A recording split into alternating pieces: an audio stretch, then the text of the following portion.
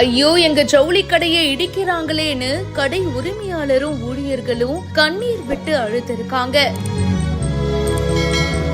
2000 சதுர அடியில தரைத்தளம் மற்றும் முதல் தளம் கட்டுறதுக்கு அனுமதி வாங்கியிருக்காங்க. ஆனா விதிகளை மீறி கூடுதல் பரப்பளவுல கூடுதலா 2 தளங்கள் கட்டப்பட்டிருக்கு அப்படின்னு சொல்றாங்க.